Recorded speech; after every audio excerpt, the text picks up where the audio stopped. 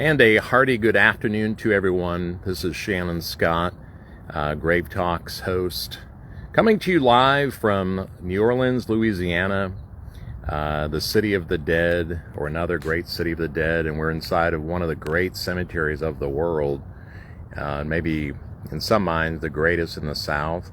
Everyone knows I'm partial to Bonaventure Cemetery, but Metarie Cemetery, not to be confused with being in Metairie, Louisiana, but close enough. But Metarie Cemetery in part of New Orleans dates back to 1872, and it's really the Bonaventure comparable as far as, let's say, the area of the city cemetery. But I'm coming to you live from a section of the cemetery called Millionaires Row, or Millionaire Row, and you can just see from the size of these vaults, mausoleum chapels and crypts, that a lot of money was involved here with Millionaire Row. I mean, really, to me, when you go through the cemetery, it all feels like the tombs of millionaires. Not to disparage that idea. These are some of the founders and great contributors to not only the city of New Orleans, but the world, the American dream, so many things. And I mean, just look at those chapels, which at one time, were used for services. So they weren't just, places to put everybody in the end, but they actually held pews and ministers' podium and incense burners, and sometimes a registry desk with like paper registry books. But these families, in some cases, not necessarily this family, but some families did pay the ministers to come out here on Sundays and do extra church services. So, I mean, it's just incredible. Look at those grapevines vining up across the eternal, or the triumphant arch there. I mean, incredible carving. We see the egg pattern motif going around the inset there. Kind of a pearl feel, but very much the egg motif, which again always emphasize the birth, the journey, the regeneration, the resurrection. Incredible stuff. These are traditionally what we sometimes call mourning maidens, Rock of Ages statues, depending, but this one holding an inverted torch, show the close of a life. Out here in the middle, in a mound-like burial, we have the Louisiana division of the Northern Army of Virginia. So, military burials out here, the Civil War, the whole thing. But in the distance, we see something straight out of ancient Egypt, which is an incredibly pointed pyramid. I'd like to get out my measuring tape and find out the exact kind of height and really some of the other lines to know if just the measurements have meaning there. But, Queen Victoria, it's said, who, buried her husband inside of a pyramid in Scotland, started really the Victorian age. And, some of these monuments are arguably controversial, especially inside of, let's say, Christian cemeteries, generally speaking. But, there was a fascination with the ancient Egyptians in the Victorian age because they were such celebrators of death and life beyond death. So you can almost say the Brunswig Pyramid here is kind of a Christian upgrade of sorts. But this is just an endlessly fascinating structure, from not only its history, its design, its beauty. There's just such sheer beauty here with that Sphinx, which is, world-class carving, world-class art, as is the maiden there, who is, looking mournfully downward, touching the family name, particularly beneath that letter N, which makes me wonder if there's some symbolic meaning there.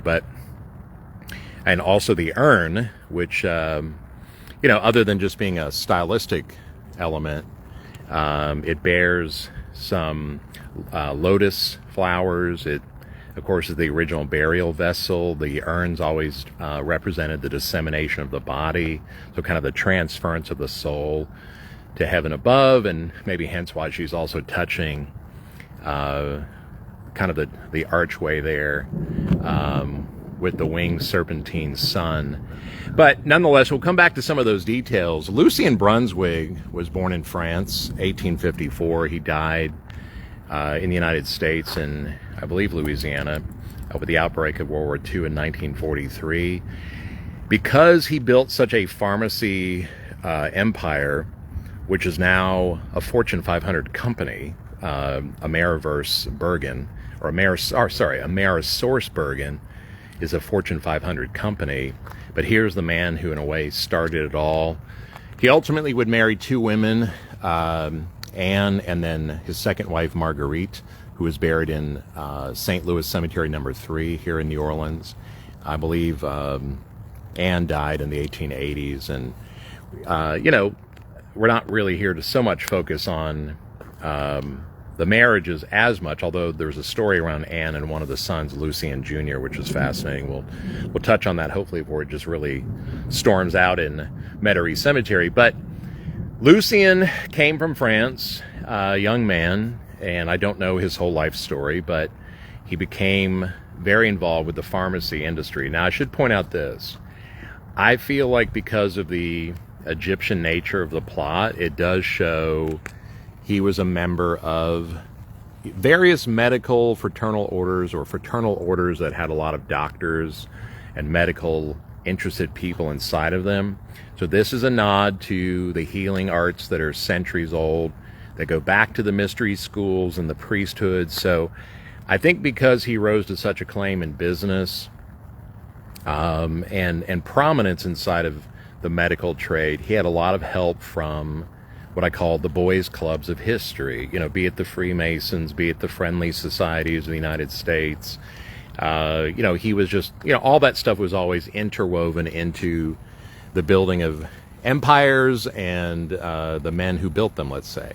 So, I think this is partly why some of this aesthetic was added to the family plot. So it's a blend of just many things, you could say. But anyway, Lucian ultimately owned, I would say, hundreds of pharmacies across the United States in the early 20th century, and ultimately had 5 children, one of whom Lucian Jr., or Lucian Jr., Lucian probably, but from what I understand, although it's hard to get some beat on the medical affliction he dealt with, but he became an invalid, and the first wife, Anne, took care of him daily until his death at 10 years of age, also sometime in the latter part of the 19th century, which is why I think the Sphinx plays a role here, because the Sphinx artistically in history was often placed at the tombs of young men who were very bold, but their lives were cut short as young men, and we find that, we find a very weepy Sphinx here, and you'll see that just gorgeous, gorgeous face. I mean, wow. What a carving. What a carving of the claws. I mean, just, again, world-class art, even with some of the damage it received. I don't know if that's vandal or storm or both, but, the repair is quite good. And the same going for the maiden here with her all-seeing eye kind of headdress, the eye of providence, the eye of God. We find this great detail here in the fabric.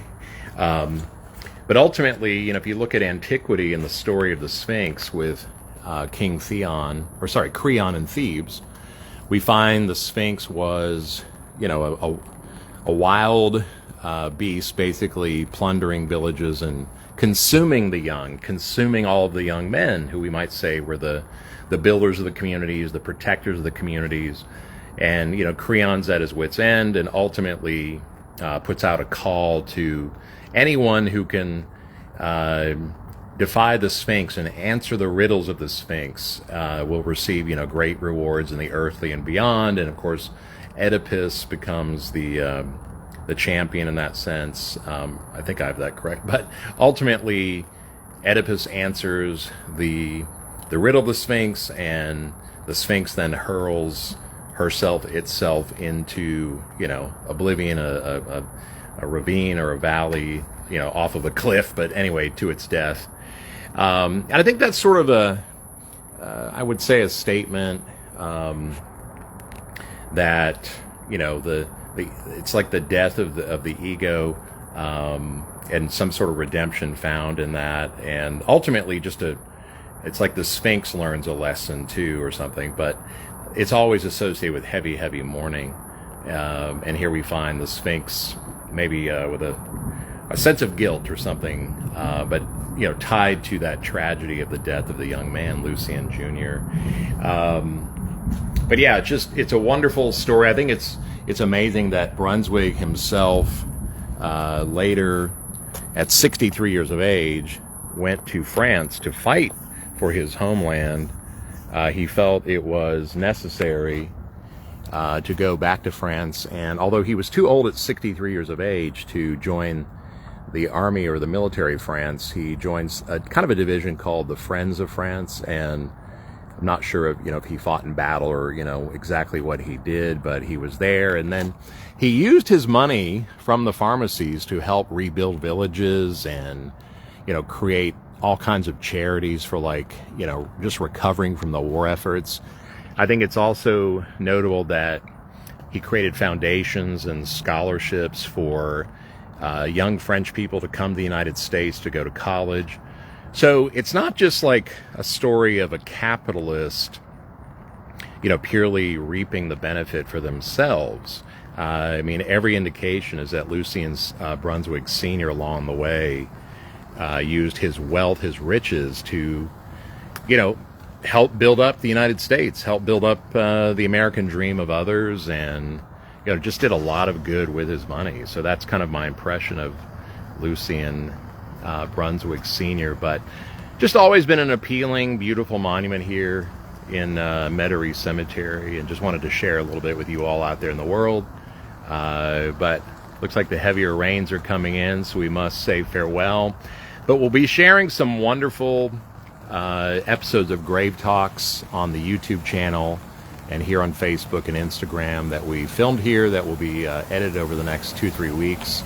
And boy, just full of surprises and just real local reflection. So we can't wait to share those with you. And also, if you guys have noted, my dog Kelsey McGee, she's up and walking again, thanks to many of you out there who've supported her. And she has a little video series we're doing called Kelsey McGee's Boneyard Facts. And so we'll have an installment from Metarie Cemetery as well. So thank you for supporting her, and all you pet lovers out there. It's meant a lot to us. But you guys have a great day. Stay in touch, and we'll story you guys soon. So thanks for watching, and thank you to Metarie Cemetery, the city of New Orleans, for just being such gracious hosts and making us feel really welcome, not only in your city of the living, but your city of the dead. So till next time, guys, take care.